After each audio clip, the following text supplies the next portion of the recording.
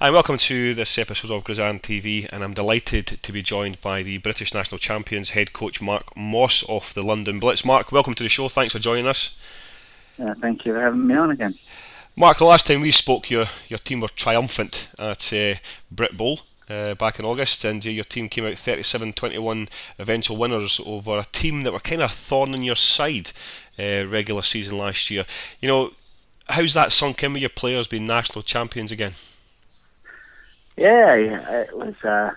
It was a very satisfying victory. That having lost to them twice in the regular season. So yeah, the lads were delighted with the victory. They worked really hard back end of the season to get that. So yeah, very happy with that. I mean, it's always good to to see games like that, especially against two local rivals as well. But you guys, just seem to be the most dominant team in British football at the moment. I mean, what is the secret of the London Blitz? I mean, I know last season we spoke to you and you brought through some really talented youngsters. Is that the key to your success, or is it the fact that you've got really good senior players there as well, and a good, well balanced team? Well, I think that's it. I think it's the old cliche of a balance of youth and experience. But I think that I've been doing such great work down in the juniors and the youth sections of our club, and a bit of a production line now, bringing through talent that's paying dividends for us, definitely. I mean, absolutely. I mean, you're going to be embarking again on another European, campaign in April, and you kick off that on the 13th of April, which is Saturday, and that's at home to the Copenhagen Towers. I mean, what do you know about the Copenhagen Towers? They're a good side. Have you done much homework on them? Yeah. I mean, we've got some scout film on them and then we've been looking at that closely. They're a quality side. They ran their division really close last year. They lost in the bowl game, which was a real close affair, narrowly. They played a team that we played in the past, Solid Gold Diggers. They're probably one of the best teams we've ever played in Europe. Very well organised, and it seems to be a thing in Denmark. These Danish teams very well organised, very well coached. And the Towers are no different, very strong setup. So it's going to be a tough challenge for us. Absolutely, but you've got the advantage there being home first and foremost, and I know you've got the away fixture on the 27th of April as well, which is away in Copenhagen. Now, I mean, obviously last year you got to the quarterfinals and narrowly lost to the Berlin Adler, who again another really good quality side. Are you hoping that your team prepared to maybe take that extra step and try and get to the final this year? Because I mean, I know you won the European Cup just a couple of years ago, the FA Cup a couple of years ago. You believe you guys you've got that foundation to do that?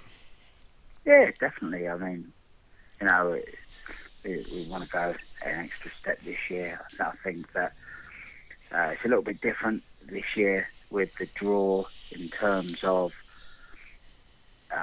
only been a group of two rather than a group of three. So it's as you've already said, it's a home and away tie. As we have a little bit of an advantage as we have the home leg first.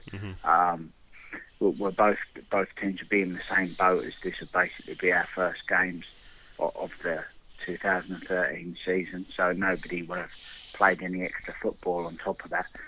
So no, we really want to get off to a flying start and get a win. And we, our thing is we'd really like to try and. I'm not saying that we will, and we know it's going to be tough, but we really like to try and win big to give ourselves something, and to go away. And let make it difficult for them as possible in that, and then they've got to win big at home. So, it's something that we've been working towards. So, that's our goal, to try and get a big win early on. It's not going to be easy by any stretch of the imagination, but it's something that we're really striving to go for. And absolutely not, because when you get to this level, there's never any easy games, regardless of what level the competition is at. If it's first round or final, you're always going to come up against guys who are potentially played in the States as well. So we see a lot of these Scandinavian teams bringing over. We just read recently the Stockholm Mean Machine brought over an ex-Philadelphia Eagle and Detroit Lion quarterback. He might be 37 years old, but this guy brings so much quality to it. Yeah, definitely. I mean, I know they've got an import quarterback. The Towers have one, so he's been there a few years, so he's pretty settled into the system over there. So it'll be tough. He likes to run about a bit and scramble and stuff. So we'll have to try and shackle him, definitely. Absolutely, go after him early. But we look at let's go back to to domestic games, and you don't really kick yours off until the 5th of May, which you're at home. Your first 2 games are at home to Bristol Aztecs and the Cambridgeshire Cats. I mean, it's kind of the league have been kind of generous with regards to your fixtures, and I'm sure the other teams have been as well, to try and fit your European campaign in as well, because you've got your first game on the 5th of May and your second game's not till the 2nd of June, to kind of try and give you the chance to go as far as you possibly can. Now, we'll look at the Premier League. I mean, they've extended that. What's your thoughts in regards to the extension of the leagues? I think that, to be honest, I think it had to be extended at some point. I felt that, the 16, whatever it was beforehand, it was too small a pool of teams. I felt that it had to be extended, and it has been. How that will go this year, I don't know. Obviously, for some of those clubs, it's a big jump. But then again, we weren't always in the position we were in now. We had to work our way up, and I remember being in a scenario where you have to play the bigger teams, and sometimes you have to take some losses to move forward. Yeah, absolutely. And so, hopefully it will help improve the game across the board in this country. So. I think what it does, and it promotes teams such as the South Wales Warriors, the Peterborough Saxons as well, for instance, and the Cambridgeshire Cats. It allows them to make that step further, so then their younger players can then develop and learn from players who have played for years at the Blitz, the Warriors, the Olympians, etc., etc. I mean, is that a really important fact, and maybe that's why the league have decided to do that? I think so. Yeah, I think that to get better, you have to play better opposition. You have to play more quality opposition, and I think that this year that will allow those teams that you've mentioned to definitely do that. And I think it's something that we need to do. You can't win all the time. We proved that last year. We lost 2 regular season games to the Warriors. You can't win all the time. Sometimes at a higher level, that you learn more from a loss than you do from a win. And so, perhaps these clubs will look at it as a learning curve and say, we play the teams that have been in the Premier League for the past few years, and we'll play them and we'll learn from those experiences. So hopefully it'll improve football, because that's what we're all looking for after all. I mean, your last game of the season, is kind of what people and what I've heard rumours about is going to be the league decider, and I'm sure you would never take that for granted. The big game at home against the London Warriors on the 25th of August. Now, I've heard coaches saying it'll be the league decider, but these things you just never know, because you don't know what teams have recruited. I mean, how do you see that big game? Do you see that as a deal clincher, or do you see every game as a clincher? I think you take. Another old cliche, I think you take each game as it comes, one game at a time, and you take each game on its merit. I think that'll be a really tough game for both teams, but I feel that, it's not necessarily the case that will be the deciding game and who wins the title at the end of the season. We saw that last year, We lost them twice and then we won in the bowl game. It may be a reverse this year. Who knows? Yeah. But every game will be as tough as the next one. I don't think there's any more.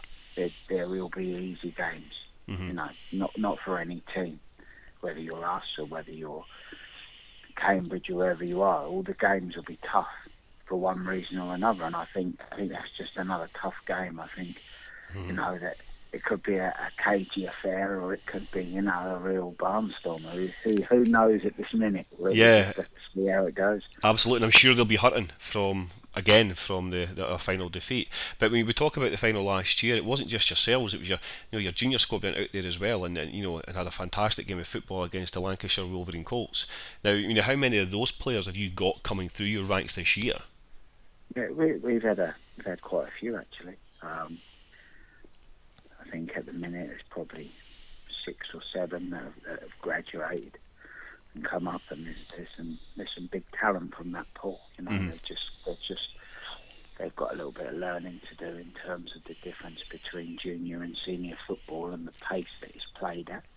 Probably the physicality to a degree, but yeah, definitely. You know, there's some talent there, and there'll be some more coming up after this season as well. So yeah, it's all good. I mean, what I noticed from obviously witnessing your senior side and your junior side, you know, certainly when I spoke to a couple of the young players after their final triumph, they're a very mature bunch of kids.